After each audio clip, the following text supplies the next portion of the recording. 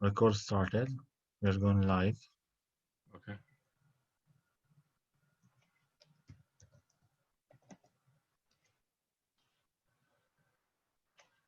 So we're doing a Facebook Live as well, right? Yeah. Great.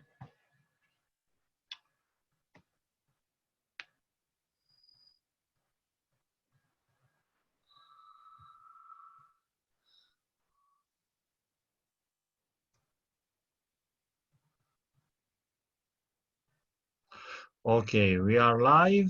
So welcome to this webinar on apps in Italia.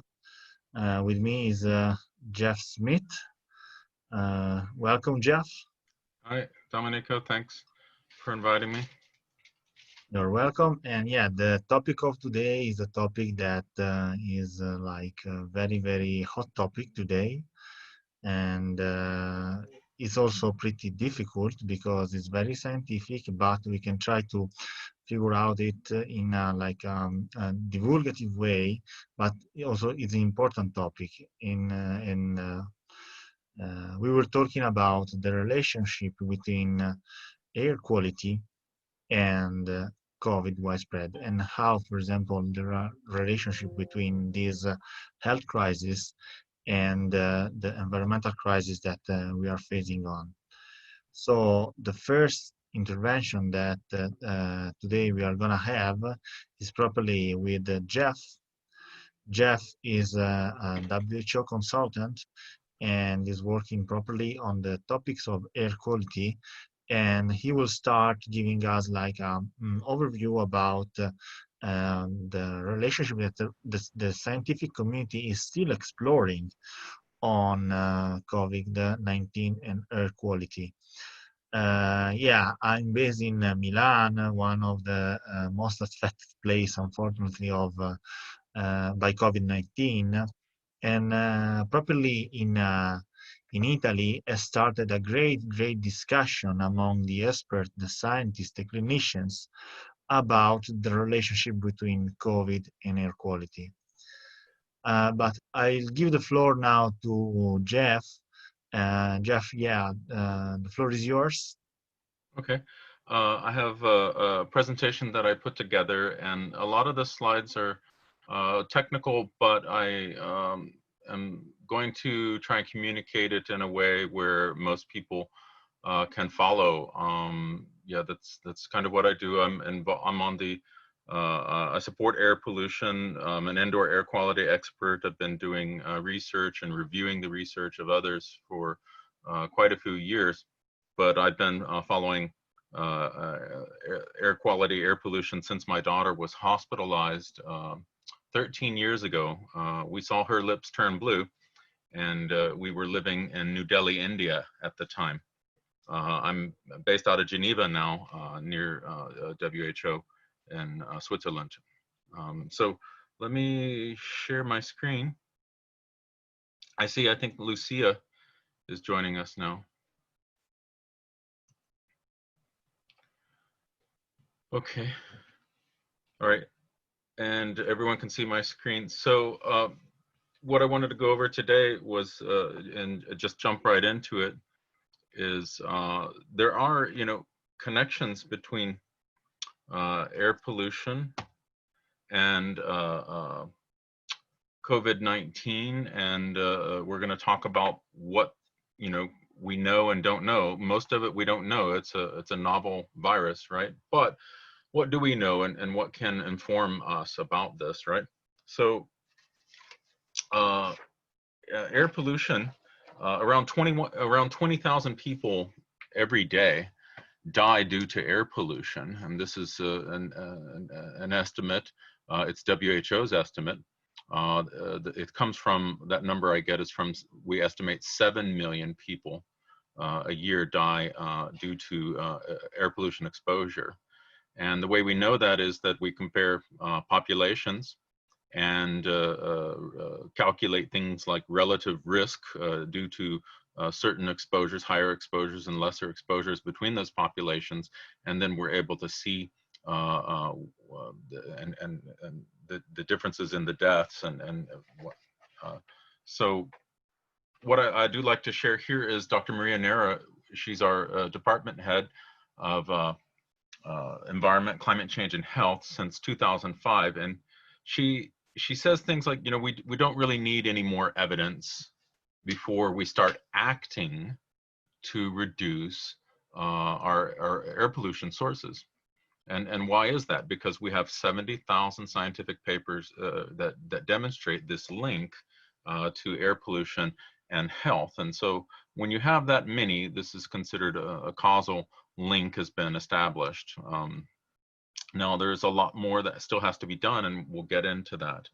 Um, Dr. Nera, I should mention, she's also an endocrinologist, and she had volunteered with Doctors Without Borders, Médecins Sans Frontières, and she's seen firsthand people in communities burning wood to cook with, and she's seen the health effects, and so she knows what we need to do. And she likes to prescribe that we, you know, for the world, as a doctor, she likes to prescribe that the number one thing that we could do is have clean air, clean water, and clean food. So air pollution, I'm not going to get into much detail about everything, but we know that it costs, of those millions of deaths each year, many of them are due to lung cancer, lung disease, stroke, cardiopulmonary, cardiovascular disease, and heart disease, ischemic heart disease and ischemic pulmonary type diseases. In 2013, fine respirable particulate, PM2.5, was declared a carcinogen by the World Health Organization's IARC. And so we know it's nasty, we know it's bad, we should be doing less of it. So let's move forward and talk about, well, how can we say that there are links to, of air pollution? Well, air pollution makes us especially vulnerable to respiratory diseases, obviously, right? So like, and that would include now COVID-19 and the virus SARS-CoV-2. So this is why thousands of pneumonia deaths each year are now linked to air pollution as a cause. If you look here on this bar chart, about the third one down, there's 141,000 deaths there, and that's due to the risk of outdoor air pollution. So and that's just outdoor air pollution alone. If you then add the indoor or air pollution and combustion from solid fuels, that's 230,000. So combined, around 400,000 when we look at and this is the deaths that are occurring each year just of children under 5 years of age due to pneumonia that we can associate with household air pollution. There are 3 billion people on the planet who have to cook their meals every day by burning wood, coal, or some sort of biomass, animal dung. And so that's basically 40% of the planet, right? A population is burning biomass to cook with. And so these children are near their mothers frequently and are exposed to these extremely high levels. And this is what triggers it. So what does this massive amount of air pollution exposure, or any air pollution exposure, some of the things that we can say that it does, right, is it causes inflammation, and these particles reduce our immune response, our immunity. It also reduces the blood's ability to carry oxygen as well. So obviously these are things that if you are exposed to air pollution, you're living in Lombardy and northern Italy, and everyone who's burning firewood in Po Valley, and we've seen how the smoke will congregate, being held back by the Alps, and it becomes a big mass there. That's where you see days that air pollution can be equivalent to, very unhealthy. And so you're exposed to that year in and year out, and then you have that kind of damage to your system, and that makes you more vulnerable. I can't go into this, I don't have the time, but I just wanted to show people what the gas exchange area of the lungs looks like, and this is the alveoli. And the exact same thing happens if you're exposed to high levels of air pollution, in that The alveoli, the inflammation that I mentioned earlier, right, causes the fluid to build up, and when the fluid builds up, this causes the sacs to collapse, and when they've collapsed, now there's less gas exchange area that you have available in your lungs, and you're gasping for breath. And this is what leads to acute lower respiratory infections, pneumonia, and acute lower respiratory syndrome, which is, and we call this severe acute respiratory syndrome, SARS, right? Let me see. So in this one, that same air pollution causes oxidative stress, but so does SARS-CoV-2. SARS-CoV-2, when it damages the DNA of the endothelial and epithelial cells, these are the cells that are lining not only the bronchial tubes and the passages, but also everywhere. This is oftentimes several layers, but these endothelial cells also see inflammation and are damaged, and so cause vasoconstriction to occur. And so now you also have not just the fluid that's building up in the alveoli, but vasoconstriction occurring of the capillaries and there. So let's see. So in this one, we have to say that, you know, science is still developing a consensus and gathering evidence, and we know that air pollution causes oxidative stress in the body, right? And we know that oxidative stress and air pollution are linked, as I've mentioned, to these millions of cases of high blood pressure, ischemic heart disease, lung disease, diabetes. And these same health conditions, all those health conditions are associated with oxidative stress. And I'm going to go ahead and list some of them now. This is from the United States CDC website. And so what's listed here from their website are the comorbidities, if you see at the top here. And these are comorbidities of the types of diseases that people may have that make them more likely to have a severe case or of a COVID-19 and be hospitalized, or death. And in this particular chart, these diseases are the comorbidities associated with death. And they provide this information by weekly, right? So this is October 10th, 2020, that week that's ending then. So I guess what I want to say is the people suffering oxidative stress related diseases, they're largely the same people who have been identified of having these cases, right? So this is where the link lies in, and we see here on this page all these respiratory diseases, and here circulatory, cardiopulmonary, cardiovascular, heart disease, obesity, diabetes. Diabetes has been linked also to air pollution as well as different types of kidney diseases. And in this slide, I included a cause of death certificate because it's something that people have said before. Well, no one dies of air pollution, and but that's true. But as I had shown you earlier, air pollution is an underlying risk, right? And we oftentimes say also an underlying cause because of those 70,000 publications. So certificates of death normally list the underlying causes last at the bottom.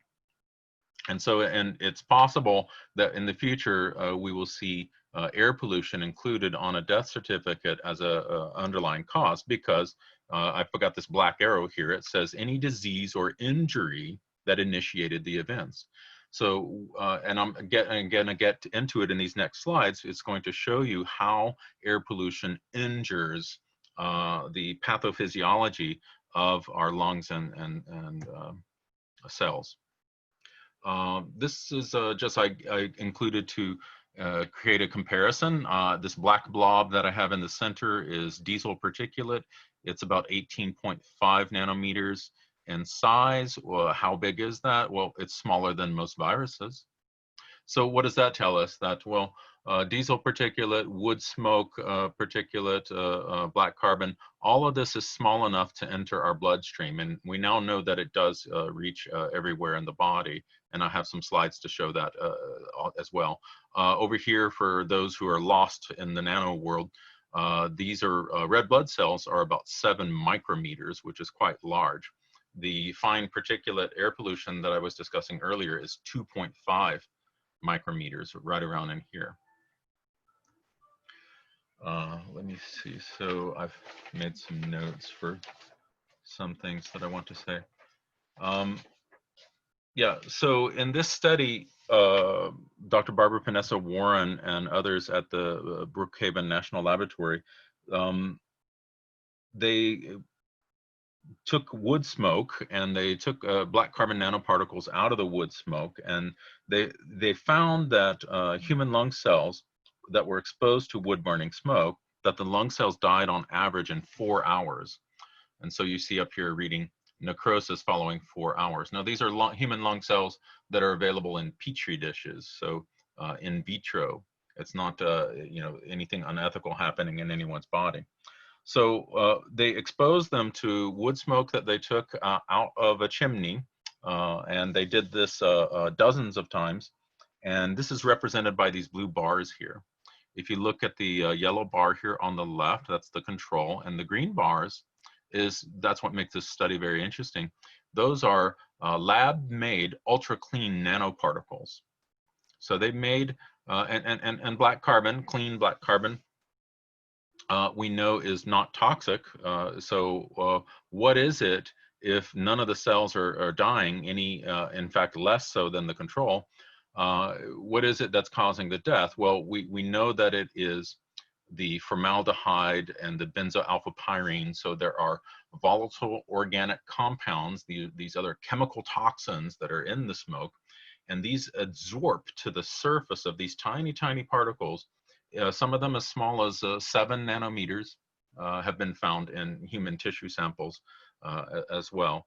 And these reach everywhere in the body, and they're carrying with them these toxic gases, and those toxic gases are what are killing and causing the cell death and damage.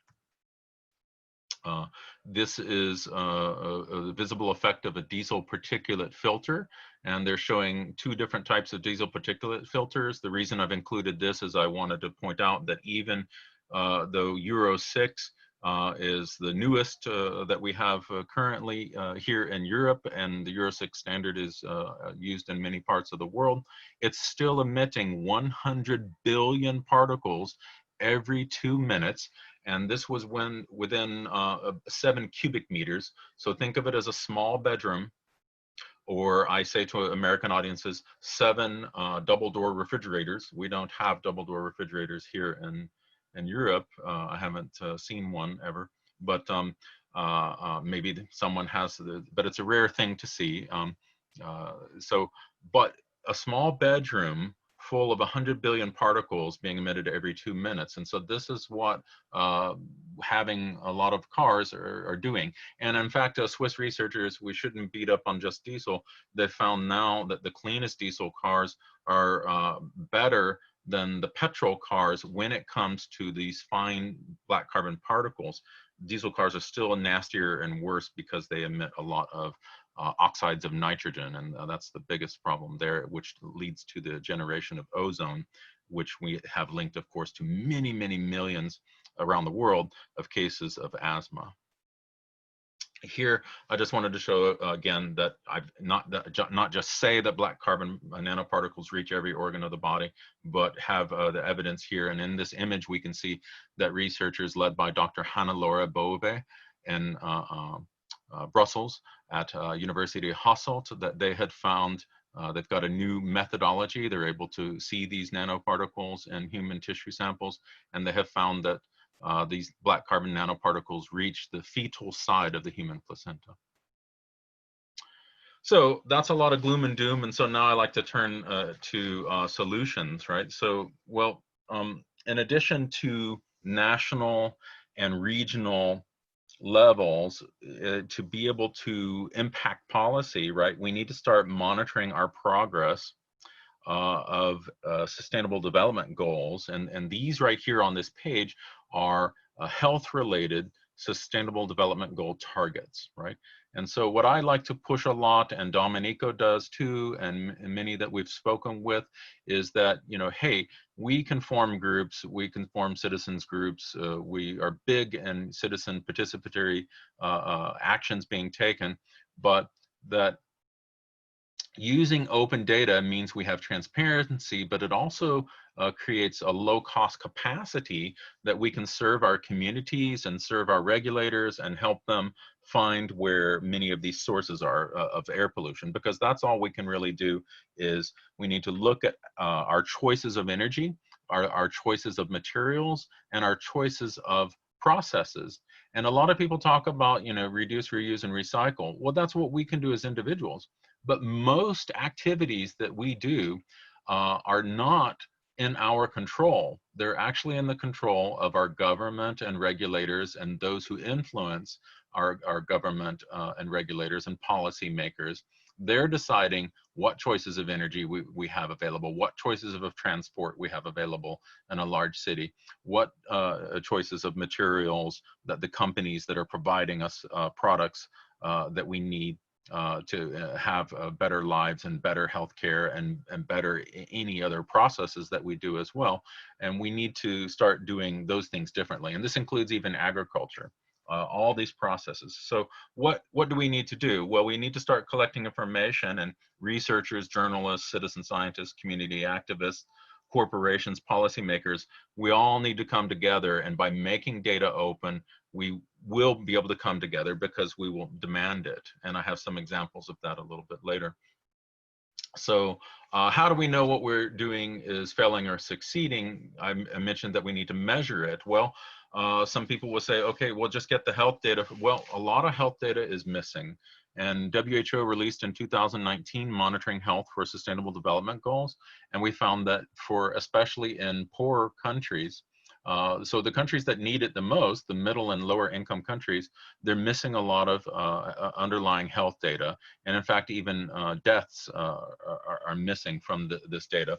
And then oftentimes the data is just a large number, and it's not broken down or disaggregated by social and environmental factors. And so what does that mean? Well, it means that then we cannot estimate those social and environmental determinants of health and understand what is really happening. We're kind of blind without starting to integrate the data, as I had said. So how do we know which communities in a city and which cities in a region and which regions of the world are making progress for healthier environments? You know, we just need to get better data, and the ways to get better data, though, I think that's where we can help as participatory urbanists, or as citizen scientists, or as researchers, or non-government organizations, and everyone, academia. We can all come together and start informing that. Well, how does that, what would that look like? What might that look like? Because we need not just health data or health related data. There's a lot of data that we don't think of as health data, but it's health related, and that is air pollution data, for example. So we need to invest heavily in data systems for health. And if there's anything I think that COVID-19 should teach us, is that we invest, and I served in the US military for 14 years as a reservist and 6 years of active duty. We invest a lot in, especially the United States, in military defense, but every country invests a significant amount of their budget in military defense, and they actually need to invest that much or more in health systems, because as it's turning out now, except for war-torn regions, right, the greatest risk to our health and safety and well-being, it turns out, is our abuse of the environment, right, as I mentioned earlier. So our energy choices, our materials choices, and this is something that's called moving everything we're doing to a circular economy. And this is what sustainability means. A lot of people hear it all the time and they don't quite get it, but it is about making all those choices. And so everything, you know, we need to have health considered in all policies that we do. So what might that look like? How do we influence policymakers? Because they're not scientists, they're not researchers, they're not public health officials, and many of them in many countries, even when they have them, they don't listen to them. Well, we need to stop speaking in so much science babble speak, and we can use things like maps. And so I'm sorry, I've written a jargon here, EO, so it's Earth Observation Platforms and Graphic Information Systems applications can have interactive access, so that those of us who are familiar with these types of systems and mapping data, right? We can do it, and we can visualize the data, and eventually we can make this real time even and have access to real time data. And so what might that look like? And then of course we need to invest in the health information systems. Well, these are two applications that are open software. So we can use them. The NASA Worldview allows you to layer in all sorts of data. And this is a earth.noscol. It's also MIT open source code. And it also allows you to, and that's from today, by the way. So that's the Po Valley smoke starting to collect there. I would say that's close to Aosta and very far near Mont Blanc, near where we are here in Switzerland, just the other side of that. You know, we're in the clean area of that little green dot you see here. This is me, and this really clean. It was 1 or 2 micrograms per cubic meter, and here you see it's 16 times greater here in the Po Valley. And we're able to see this on a consistent basis happening there. Well, so imagine that now on this map, because it's now an open source map, we can pull it into some community level group or Lombardy, Italy group, or anywhere where you are in the world. This worldview picture over here on the left image is of northern India. So you can start mapping. Imagine you're able to, because health data is open and available, you're mapping the emergency room admissions of children under 5, of children under 18 for respiratory distress. In pre-COVID times, this data wasn't available for us, and we weren't collecting that type of data. The same networks that we've built to try and collect and monitor what's happening with COVID-19, these can be used and leveraged and funded. This isn't a temporary thing, how we need to do. I've already mentioned how actually so far air pollution causes many more deaths per day globally than COVID-19. We need to start thinking about that, and how can we do that? Well, if a city manager can see that, hey, we could stop people from burning firewood in the area on days when the clouds are low and the wind isn't blowing, we're going to tell people not to burn firewood for now, and we're going to start educating them about the health damage of that firewood. And that's what I get to. That's what I spoke about earlier. This is just I've put it in here. I'm not going to talk about this, but this is a joint venture between NASA, ESA, and JAXA. So that's the European Space Agency, the US, NASA, and other space agencies have gotten together. And it's an example, though, of getting multiple different types of data, as you can see here on the left, and displaying it on a map. And then you can even use daily comparisons and these different layers, as you might think of, people might think of Google Earth. That's what those do. So it's all about data integration, which is going to allow us to estimate health impacts better, and we can start integrating all types of data, even these low-cost compact sensors. That data can be integrated. Oh, is it good? Is it not good? Well, use it as a detector for now, but you can allow it to start informing in the microenvironment what's happening in a community, that you at least go and investigate and look at the, hey, well, you know, someone's burning waste on Tuesdays and Thursdays, you know, somewhere on their farm, and maybe they shouldn't be. So again, the same sort of thing. I'm making a kind of a cute example here that, you know, we need to geotag everything. And what is, I'm a big advocate of citizen science. And what is citizen science? Well, actually, John Snow, the guy on the top, not the bottom, is the father of modern epidemiology. And a lot of people don't realize that actually he just went into the community, asked questions and surveys, and found out where the wells that were most polluted were. and associated that. And so this mapping of information is what I'm proposing that we do also using open tools and open platforms, even create phone apps that citizens and others can start reporting and recording and then displaying and seeing that information. And we can do that as well. Right? I mean, the technology is mature, it's going to allow for it to happen. And what is that going to do when we have these apps? Everyone starts to connect the dots and they start to demand the change that needs to happen from their city managers and their governors.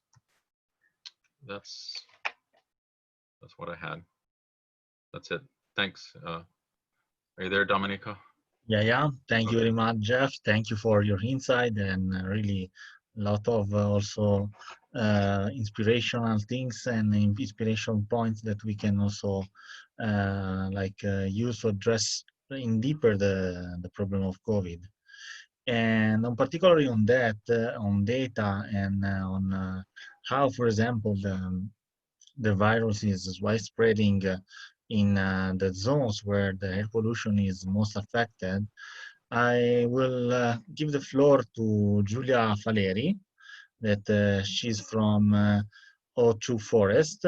Hi, Giulia. Welcome. Hi, Julia. We can't hear you. You Yeah. have to unmute Yeah. yourself. Can you hear me? Yeah. Okay. Thank you very much. Hi, everyone.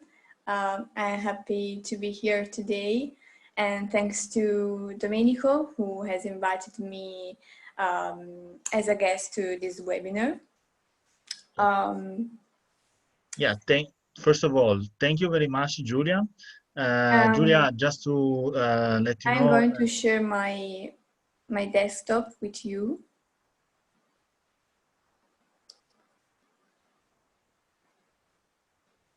Thank you. Yeah, Giulia has written a nice report on the on several examples on how the COVID widespread is connected also to environmental state. Has written something also for housing. I will share the article in the chat. Is in Italian, but okay, is like a first version. But now, Giulia, the floor is yours for a little more insight on also what you found on your personal research. I haven't prepared a beautiful PowerPoint like Jeffrey. I'm going to share just simple images, so forgive me. But today I'm going to introduce you to important aspects, which are the relationship between viruses and environment, climate change in general, and the need to focus on a sustainable and resilient green economy in this post-coronavirus scenario. The COVID-19 can be analyzed under two different points of view, but both are related to an environmental issue. The relationship between viruses and the exploitation of natural habitats due to the anthropogenic causes, and the relationship between the spread of viruses with high levels of pollution. As for example, we saw in the Po Valley, the most polluted area of the whole Europe, and in fact also the area affected by more cases of coronavirus.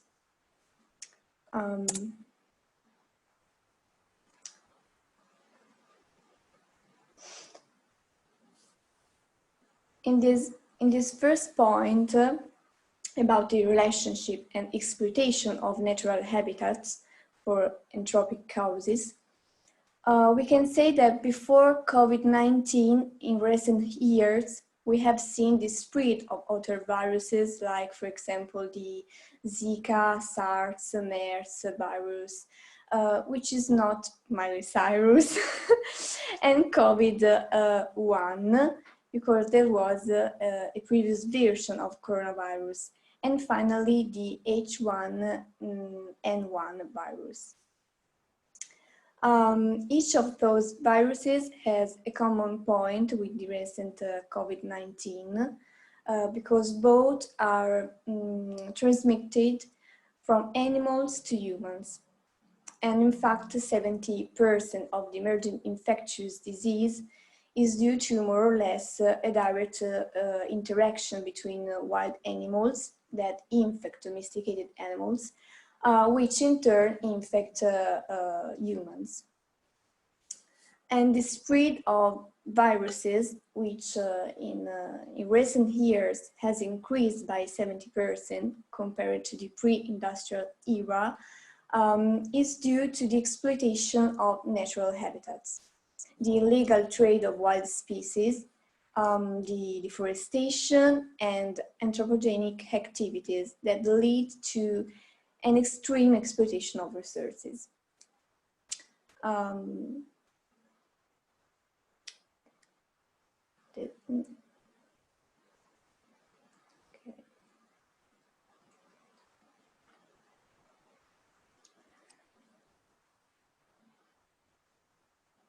In these images, we can see some examples. The first one, the virus Nipah in Malaysia in 1998, spread to the reforestation in order to build stables for intensive pig farming that destroyed the natural habitats of fruit bats, which was natural carriers of the virus. The Ebola virus has once again been traced back to bats, having interaction with humans in crowded areas, over-urbanized areas. While the SARS, another form of coronavirus, spread from palm oils, which was sold in a Chinese market in the early 20,000. And the recent coronavirus spread from China due to the illegal pangolin trade. To all this, we must add hunting, pushed to unsustainable levels, that together with a long series of agricultural practices reduce the richness of life and break down the natural defenses of the ecosystem. That's why, for example, we can see often many animals walking in our cities suddenly, because they no longer know where to go. Furthermore, climate change is a perfect incubator, we can say, for the eggs of the Anopheles mosquitoes, which are reproducing today at an impressive rate, colonizing all the regions that had never known the plague of malaria before.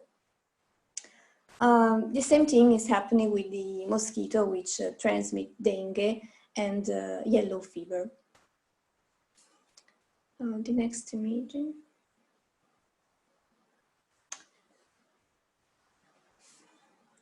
Okay, and the ability of viruses in general to strike humans is linked to the exploitation of natural habitats of wild species. Since 10 years ago, 50 million hectares of forest has been destroyed due to an increased agricultural production and the consequences of global warming. This destruction of natural habits leads to a closer contact between humans and wildlife.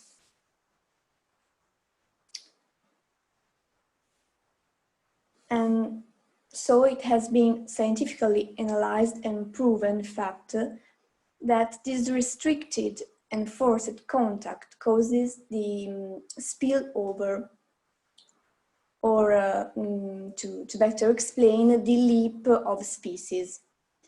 This phenomenon makes viruses do a real leap of a species.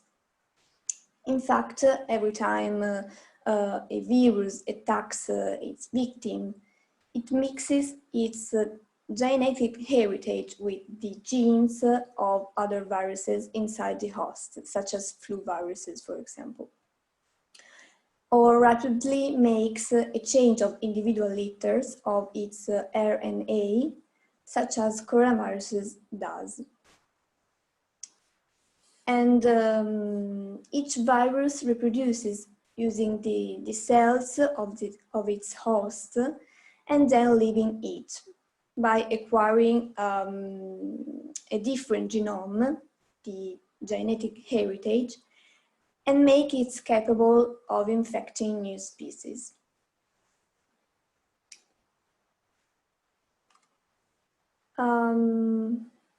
About the second point, the relationship between virus diffusion and high levels of pollution.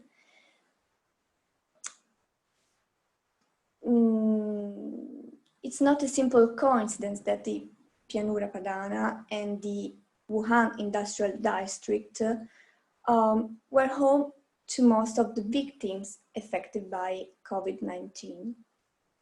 Because in fact, the Po Valley is the most polluted place of the whole Europe, just as the city of Wuhan is among the headquarters of the biggest Chinese industries.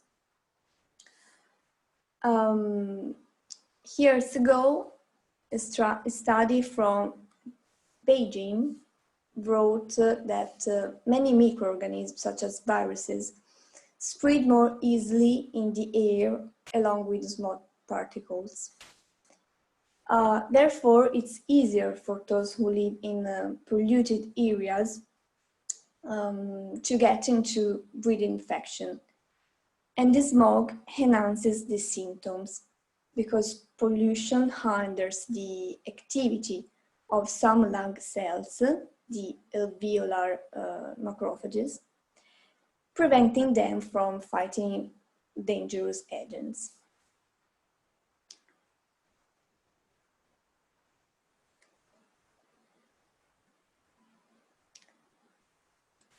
And since few days after the lockdown, it was possible to collect positive climate results.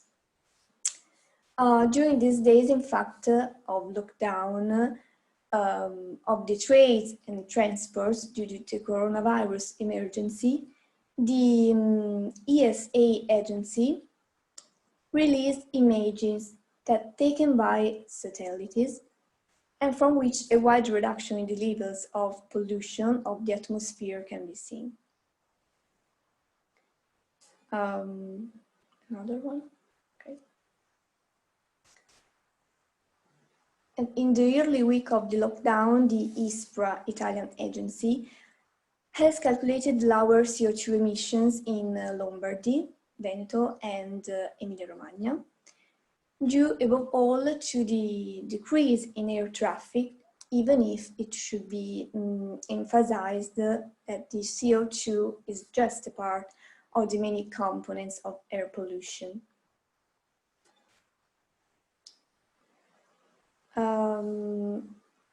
But in this bad scenario, the nature wasn't going to quarantine because it was widely flourishing, reminding us that the nature doesn't need us, but we need nature. And with our anthropocentrism, we have always acted thinking about the economical capital without counting the huge damage against the most important capital, which is the natural capital. And I always think about that consideration. If we try to see the whole mankind, from an external point of view, we can better understand that starting from the basic needs to eat, to dress, to have a home, we can't reject natural resources. Therefore, it follows the importance to preserve them. Because we underestimate that we are only a small part of a much more complex and structured system whose dynamic we don't know well. Otherwise, we would set our needs in a different way. But above all, if we want to continue to progress as a species if we want to continue to progress as human species, we must firstly rethink our concept of a limitless development and growth in a world of accessible resources, and starting to think that the progress of society can be measured only on the basis of economic growth. We must shape our economy on the basis of natural human capital. So it appears enough urgent to focus on the post-COVID-19 green economy, circular economy, in order to enhance the health, the environment, and above all, also for creating new jobs opportunities.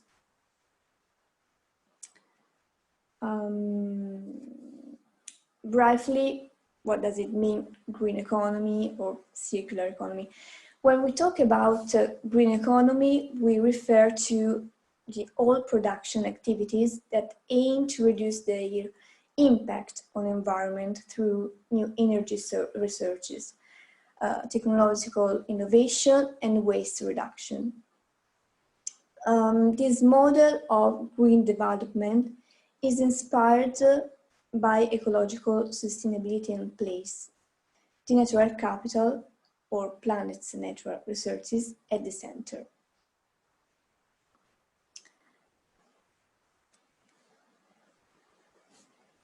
Why placing the natural capital, natural resources at the center? Because the loss of natural capital would be a huge social and economical damage, as the lack of its availability increases production cost prices in general. Despite the economical crisis, the green economy has grown in recent years, gaining high investments and creating new jobs.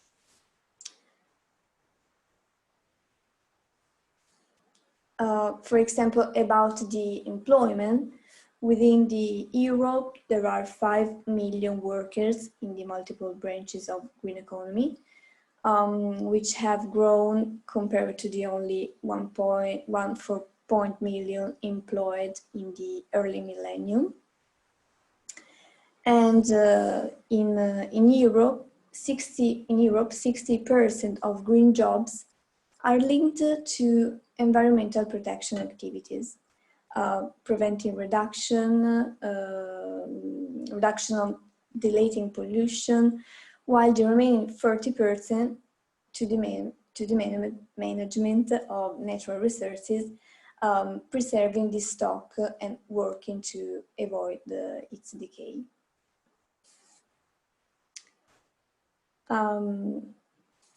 So one of the ways and occasion to revive our economy post-COVID is to bridge the deep gap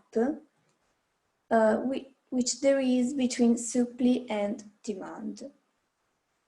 This is possible just through setting a customer-centered business model capable of creating development and profit, but also social and environmental value at the same time. And that's why the transition from a linear to a circular economy seems to be profitable.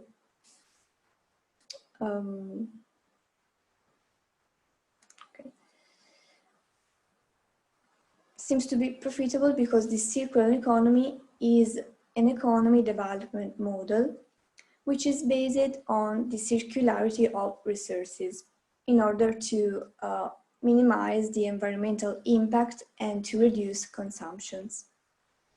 In fact, the key principles of a circular economy are recycling, reuse, repair, refurbishment, sharing, and recovery of assets. So we can simply say circular economy replaces the linear economic model, production, consumption, and disposal, allowing to transform waste into new resources.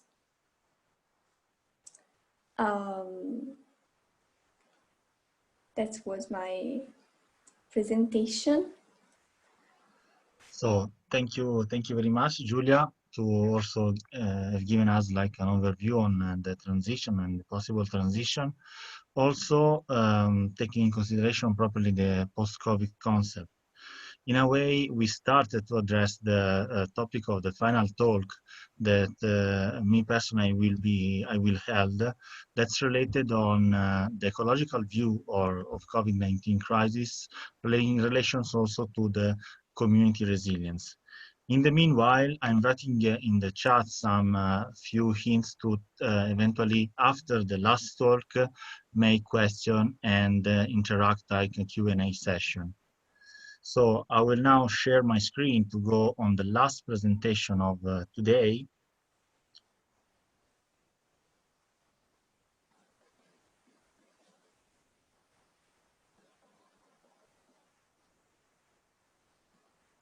It is properly related on a vision of the COVID crisis as an ecological crisis and the interlinkages that we already touched among the climate emergency and the health emergency, and how this leads, for example, on community resilience.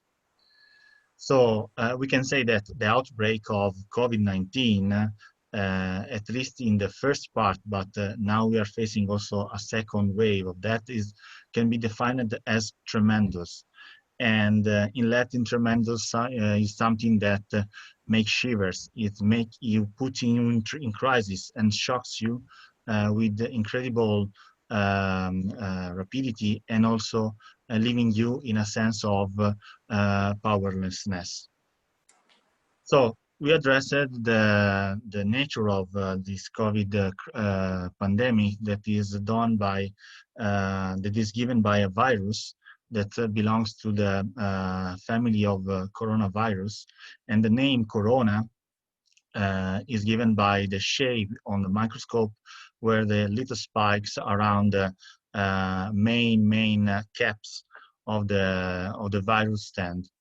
It is classified as one of the respiratory disease virus syndrome, similarly to other virus, the other coronavirus that has been raised in the recent pandemic or is a recent epidemic, like Middle East respiratory disease and severe acute respiratory disease syndrome.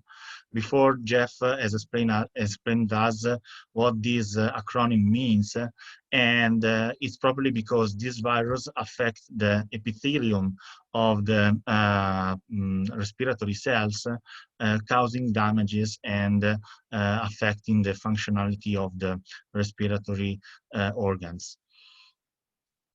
This new pandemics has brought a new name, probably because the virus was completely new.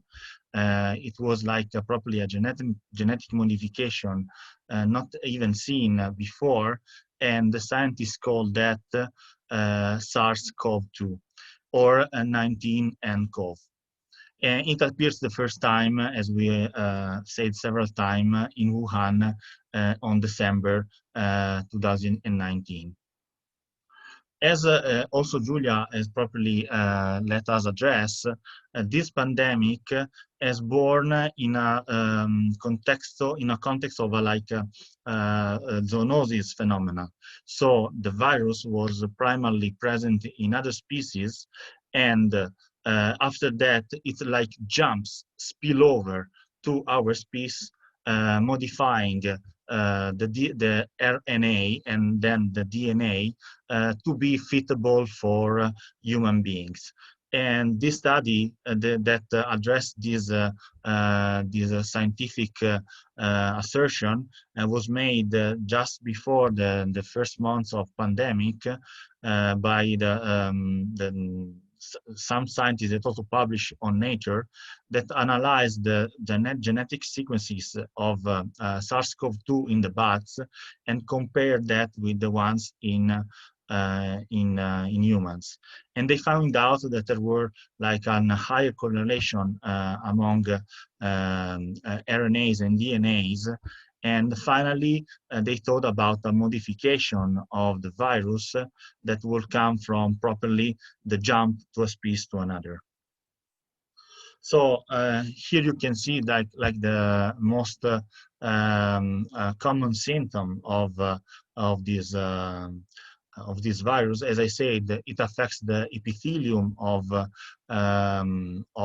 respiratory cells, and it can be manifested in a less severe form, causing like a light symptom, but it can also cause properly the need of mechanical ventilation and the intensive care intervention.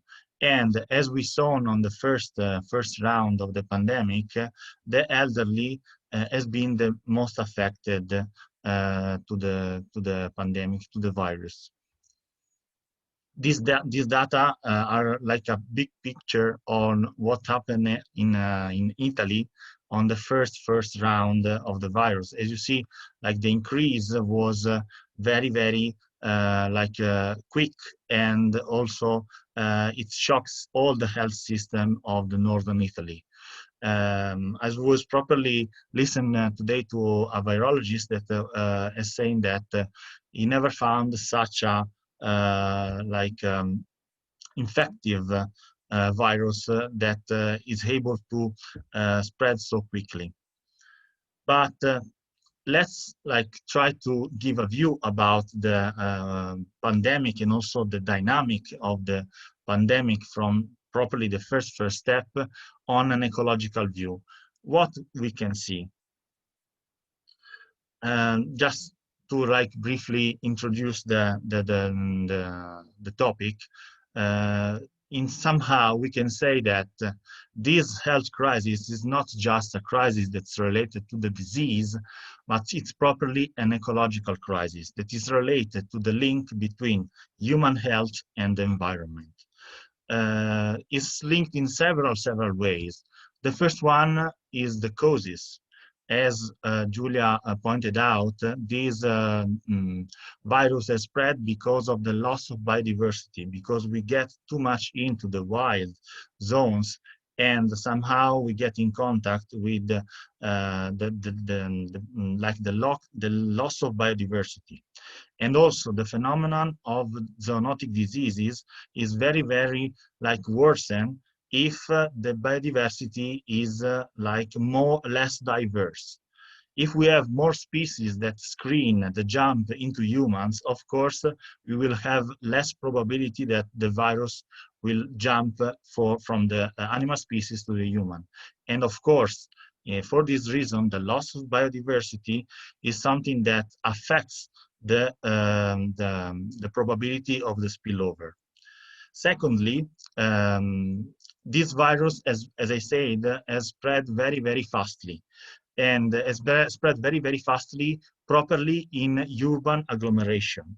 In somehow the super interconnected world and the megalopolis world that we were having before the pandemic has somehow facilitated the very spread of the virus. So somehow this virus has affected our system, our systemic view of the world in the very hard points. Secondly, the effects. As I said, that the one point of contact between health crisis and the environmental crisis stands in the causes. Secondly, the effects are other points of connection between the two crises. Never before a biotic component like a virus has influenced so much the state of our economic system. Julia has pointed out how economy and also the relationship between economy and natural capital is important. Somehow in this pandemic we address the experience on how a biotic component has affected the human economic ecosystem. I think that you can remember the first time when the virus spread that, for example, all the economic system were in crisis, and all the expert and the rating agencies was very worried about also the economical consequences of the virus. Secondly, and this is maybe something that is a positive effect, the response to the pandemic and the response, all the measures that the governments had for address the pandemic was based on experts and was based on the science. And this is very, very an important point that somehow connect the health crisis with the climate crisis. Also, for example, in addressing the climate crisis, we demand to trust the decision with science. And somehow during COVID-19, it happens in a way. Thirdly, the air quality. Also, Julia has pointed out that the air quality somehow affected the spread of the virus because maybe the air quality can affect more the respiratory airways, and so the immune system is less prone to respond to other pathogens. But another effect that we can see we have seen during the widespread is that the coronavirus somehow has caused some structural change that has led for a drastic decrease of pollution. During the first days of lockdown, for example, both in Wuhan and in Lombardy region, it has been registered a great decrease on NOx particulate and particulate matters and so on. So somehow the pollution that was due by transportation and mobility decreased in a very, very higher rate. So this is also something that can lead to find a link between this health crisis and the climate crisis. Third, the solution. We told about causes, we talked about effects, and another point of connection is the solution. We can say that to address the response to the pandemic, we have been forced to understand the ecology of the virus. We cannot cope the virus just with medical treatment, just with intervention of the health system. It was not sufficient. So somehow we addressed the virus, also understanding the ecology of the virus. When we say like flattening the curve, we are analyzing the ecology of the virus in a Malthusian way. We now try to find the way and understand how, in a way, the virus is preying us. And of course, the response measure that the government has launched need to be very, very participated also from the citizens. If the lockdown was not understood by the population, and if the measure were not accepted by the population, of course, the effect of such measures will not be so effective. And this somehow creates properly the very, very link between the health crisis and the climate crisis. Also, in the climate crisis, we can see that there is a strong interlinkages between government decision-making and population participation and citizen participation. We will address the climate crisis only if both the population and the government will address the change and will address the response to the crisis. And this is something that has happened in a way also during the pandemic. So finally, we can say that thanks to the pandemic, we how discover a way to respond to the threat as a community, and we develop a community resilience. This is something that is needed, for example, also in relation to climate change and to extreme events and so on. And this is something that COVID somehow has forced to understand.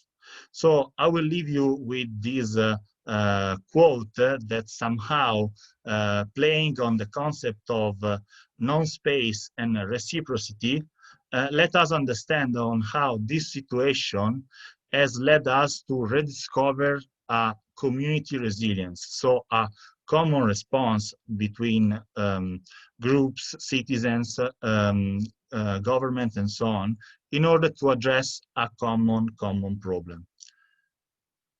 Another image that I want to leave is this one that I found on internet recently, and is something that as climate activist, as also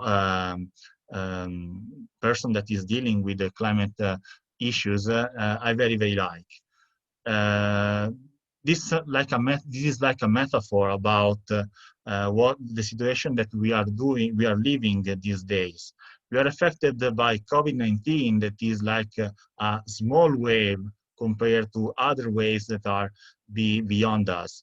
But the sense of this image could be also another one.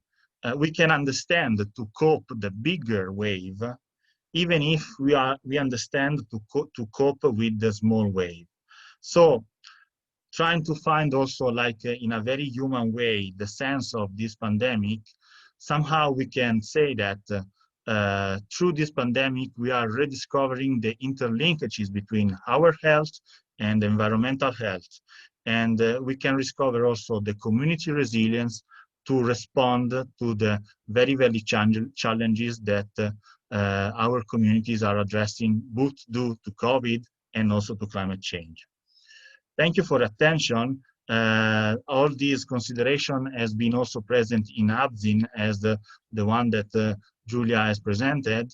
You can find them on the article that you find here. And if you have more questions, please feel free to contact all of us. And in the meanwhile, now we will open the question and answer session. Thank you very much.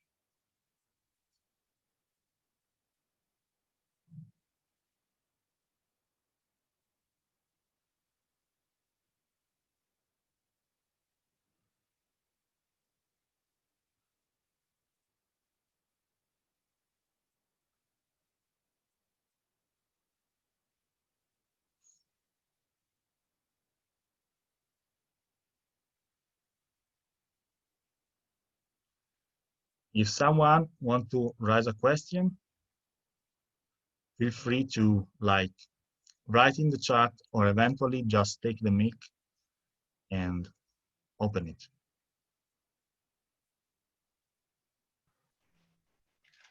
Hi, Domenico, it's Jeff. I wanted to ask a question or make a comment about in Julia's presentation. The last slide was about circular economy, and it very eloquently, shows the processes of the circular economy.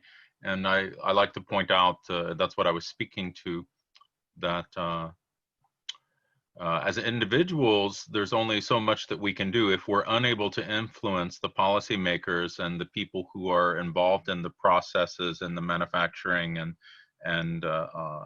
materials, manufacturing and whatnot. So, this is where, I say that, okay, what can we do as individuals? It's mostly reduce, reuse, recycle, make different choices that make an impact, but then sharing information. But what can we do? And we've talked about it before. It's more than just being active in social media or having conversations with the various groups and whatnot, but it's reaching out to those policymakers. But I would argue it's also reaching those corporates, and I believe that the city governments, state governments, national governments could do better of forcing corporates to make those healthy and safe choices of materials, and those healthy and safe choices of energy. And you know, I don't say it a lot, but to me it's always implied, but that, you know, air pollution is climate change. Most of our choices of human activities, the anthropogenic air pollution that we generate, most of that is the main drivers of air pollution. If we look at what IPCC has said about black carbon as well, right? So what I have suggested to a few economists is potentially we should have, you know, not just speaking constantly about carbon and carbon neutral, but also carbon and black carbon.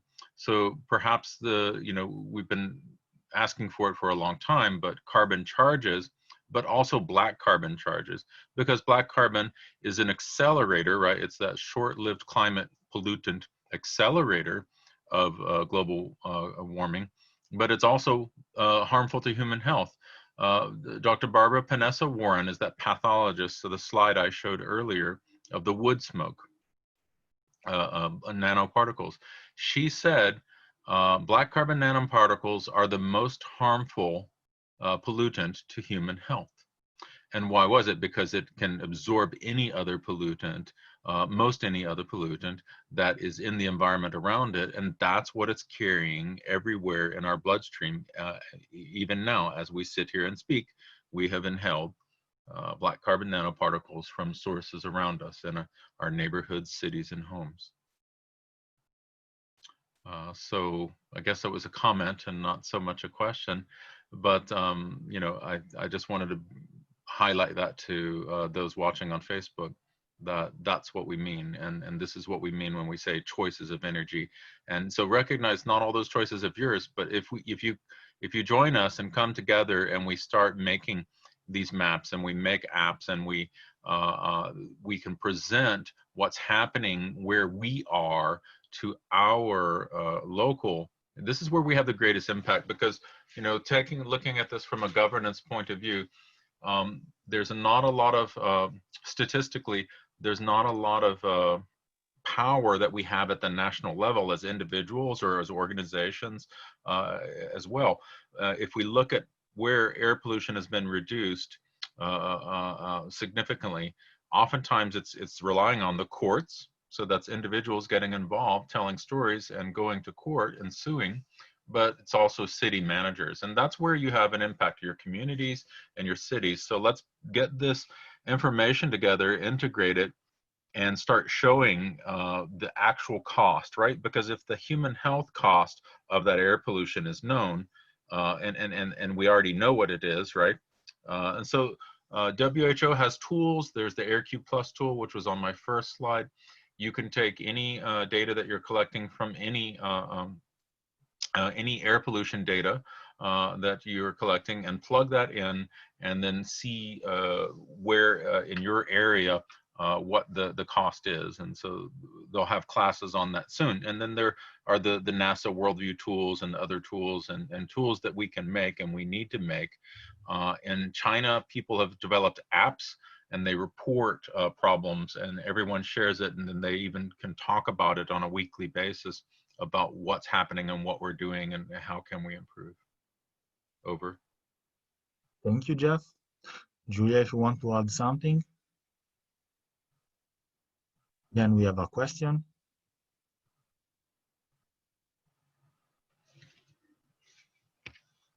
Yeah, I want to add one thing on what Jeff said. Properly in relationship on community resilience and data and apps and so on. This is something that I also expresses a little bit in the article that I put in the chat. Somehow this COVID-19 crisis has led to develop us this community resilience, but maybe if it will happen other times where we are not able to like use these instruments like, I don't know, Zoom and so on, maybe the community resilience will not develop as we did. Somehow the concept is somehow the interlinkages that has been made by the ICT system and data and so on has helped in a way to develop this kind of community resilience. For example, in Italy we have this app that it's called Immuni, it is properly a way to combat the virus in an ecological way, because it's not a medical treatment. It's a way on how the community like works in order to face the virus. And yeah, just to adding an impression, yeah, we can say that somehow this challenge of the COVID has been a little bit like facilitated also by the way that now we have data and we have connection and so on. There is also a question from Lucia that what can we do as individuals? I don't know if maybe Julia want to add something.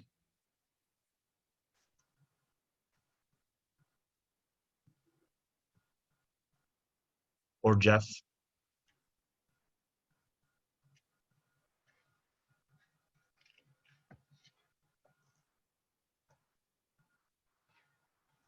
Well, I spoke a little bit about, that exactly that, right? What can we do as individuals? It is more than reduce, reuse, and recycle, but it does involve that we, certain corporations, we can reach out to them and say, hey, we have a community program where we're going to be doing monitoring of clean water and of clean food and of clean air in our community. And so would you sponsor the science and technology? These are proven science technology systems. We don't need to worry about their accuracy. We're going to use them as detectors. And when we find problems, these will be validated by more scientific instruments with, again, like I said, this collective, we have to all come together. So then that would be laboratories and academia from universities that might be validating what the citizen scientists in the community group have found and detected using the lower cost, how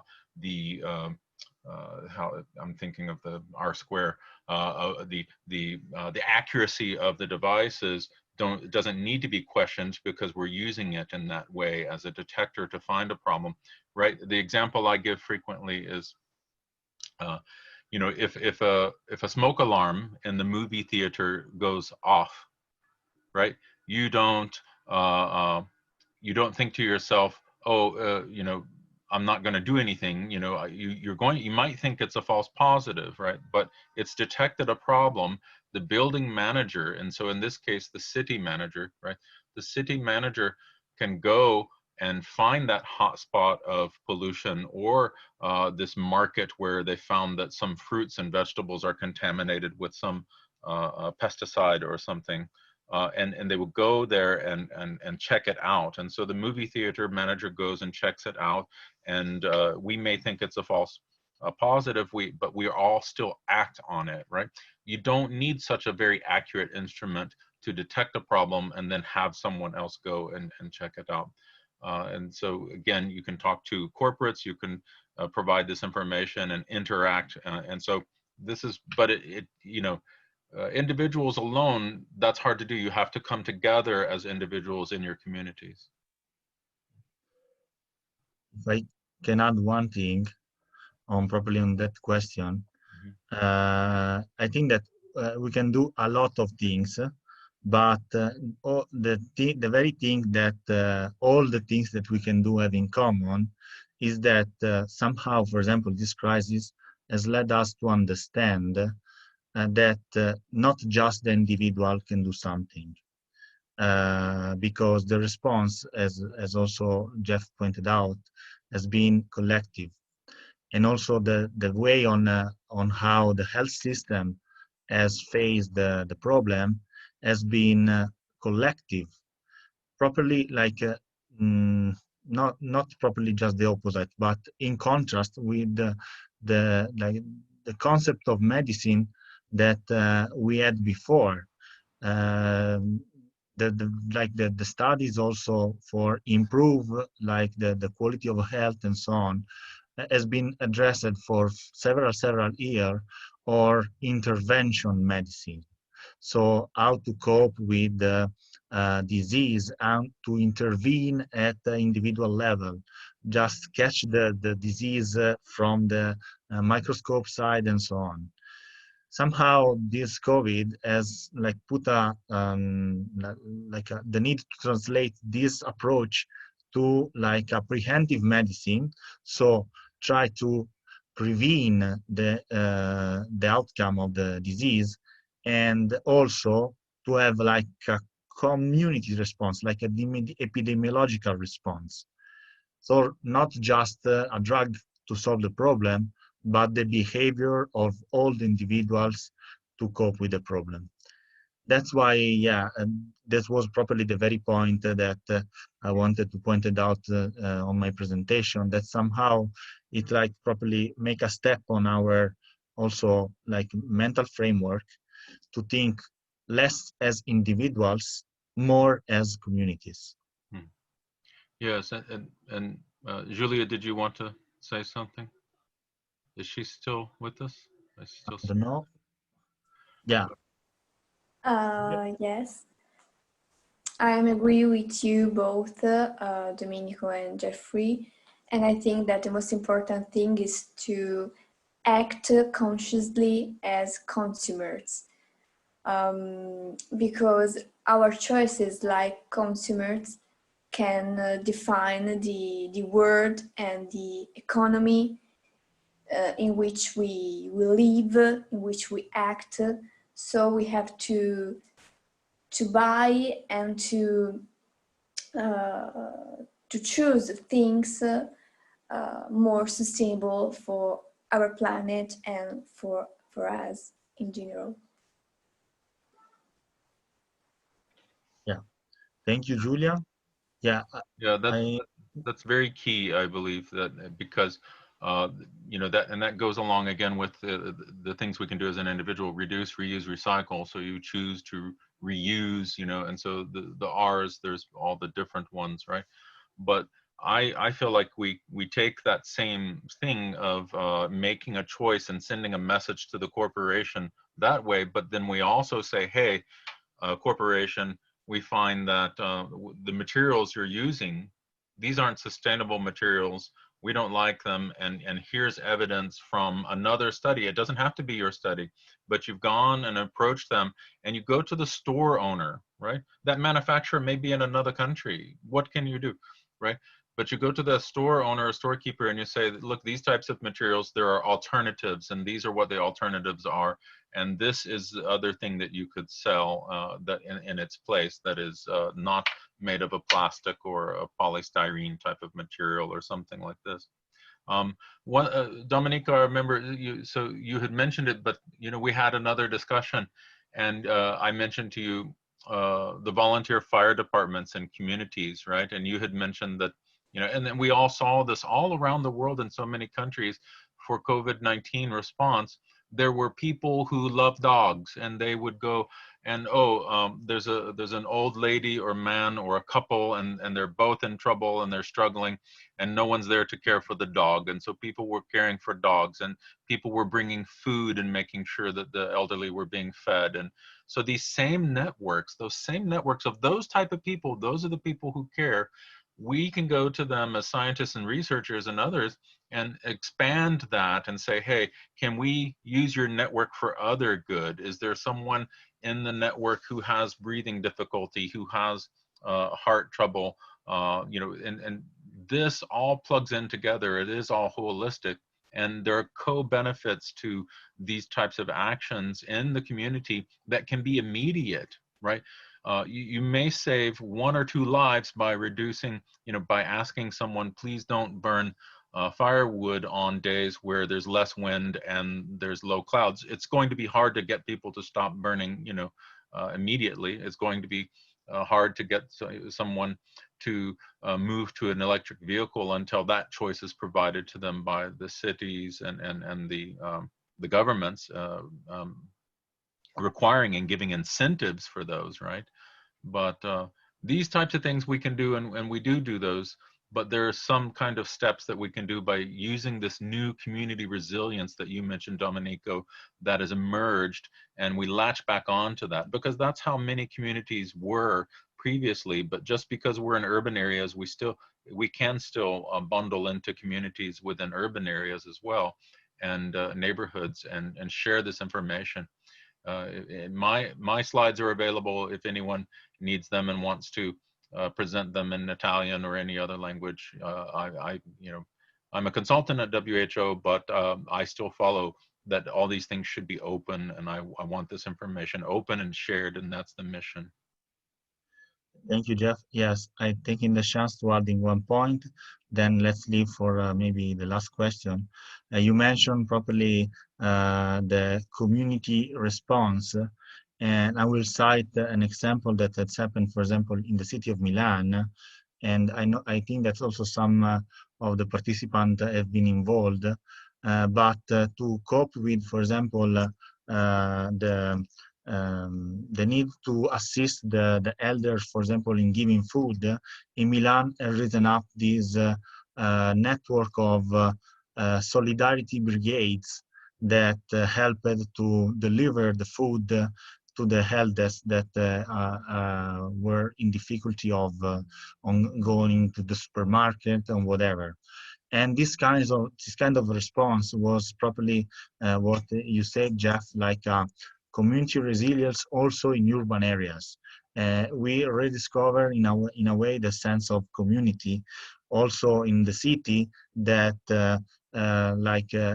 usually was thought like the place where the individuals have the most space. Indeed, the way to find out a solution also to the economical crisis and the social crisis was to react as community. Yeah, we have time for the very last questions and intervention. Then we can close. So feel free also to make also statements, or if you want to share experience on also on the COVID situation, or something that you want to bring also to attention on the topic.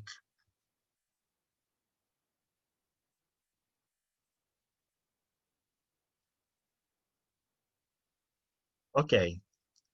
If no, we can close here. I really thankful. Like I want to give a great thank for participating to Jeff and to Julia. There's been really amazing to also like organize and set up this meeting that was hard just by the title, we can say, because of course is a very sensitive topic, the one that we address. But I hope that we helped also the audience to have some insight on that, and also to give them the possibility to engage a little bit in the discussion and so on. Jeff, if you agree, and so we can also, I don't know, share your slide and let them available for the people that want. If to have, maybe you can write to the email that I will write you in the chat if you want like a copy of the slide of Jeff, and also Julia if needed, and so on. So thank you very much for participating to this webinar, and thank you again, and have a nice evening to all, and see you the next experience sharing on Hubzin. Bye. Bye, everyone.